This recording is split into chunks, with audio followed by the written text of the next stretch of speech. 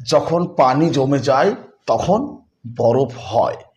আচ্ছা, এটাকে কি ইংরেজিতে বলতে পারবে? এটা পারবে তোমরা ইংরেজিতে বলতে? আরও একবার স্ক্রিনে দেখো, যখন পানি জমে যায় তখন বরফ হয়। যদি তুমি ইংরেজিতে কথা বলতে চাও, অবশ্যই ভিডিওটি তোমাদেরকে দেখতে হবে, তোমাকে দেখতে হবে। কেননা আজকের এই ভিডিওতে আমি গুরুত্বপূর্ণ একটা বিষয় তোমাদের জন্য তুলে ধরতে যাচ্ছি। যদি ভিডিওটি শেষ পর্যন্ত দেখো তাহলে বুঝতে পারবে। আর এই ধরনের ভিডিও ভালো লাগলে শেয়ার করে অন্যদেরকে, বন্ধুদেরকে দেখার সুযোগ করে দিও। যদি মনে করো যে আমার এই ভিডিওগুলো দেখে তোমরা বিন্দুমাত্র উপকৃত হচ্ছ, তাহলে আমাকে ফলো করতে ভুলো না। নিয়মিতভাবে ভিডিওগুলো দেখতে থাকো এবং শিখতে থাকো। ইনশাল্লাহ ইংরেজিটা তোমাদের কাছে কোনো ব্যাপারই মনে হবে না। চলো মূল আলোচনায় আসি। আচ্ছা, এই যে বলছি না, যখন পানি জমে যায় তখন বরফ হয়, মানে সেন্টেন্সটা খুব ইজি না, এটাকে সবাই ইংরেজিতে বলতে পারে না। দেখো, এই যে মাথাটা আল্লাহ দিয়েছে না, এটা শুধুমাত্র চিরুনি দিয়ে চুল আসানোর জন্য নয়, বরং এটাকে দিয়েছে তোমাকে ভালোভাবে চিন্তা করতে হবে, ডিপলি চিন্তা করতে হবে।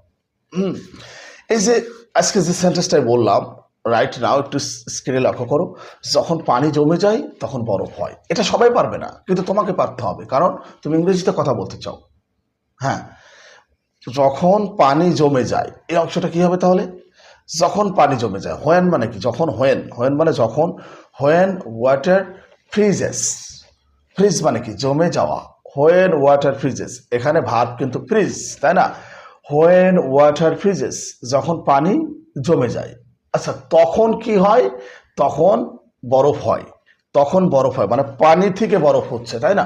এখানে যে বিষয়টা মাথায় রাখতে হবে সেটা হচ্ছে, একটা জিনিস থেকে আরেকটা জিনিসে রূপান্তরিত হওয়াকে ইংরেজিতে বলে টার্ন ইনটু। টার্ন ইনটু, এটা কিন্তু মনে রাখতে হবে। টার্ন ইনটু মানে কি? একটা রূপ থেকে আরেকটা রূপে রূপান্তরিত হওয়া, বা একটা জিনিস আরেকটা জিনিসে রূপান্তরিত হওয়াকে ইংরেজিতে বলে টার্ন ইনটু। তাহলে আমার মনে বুঝতে পেরেছো? কাজেই পরের অংশটা কি হবে?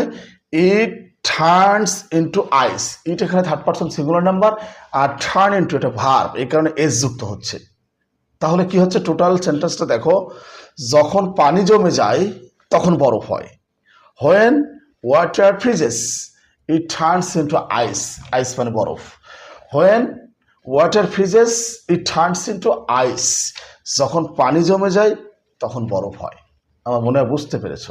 দেখো, আমি প্রতিনিয়ত এরকম ভিডিও তোমাদের জন্য আপলোড দিয়ে যাচ্ছি। আমার ভিডিওগুলো তোমাদের জন্য খুব ইফেক্টিভ। নিয়মিতভাবে ভিডিওগুলো দেখতে থাকো, শিখতে থাকো।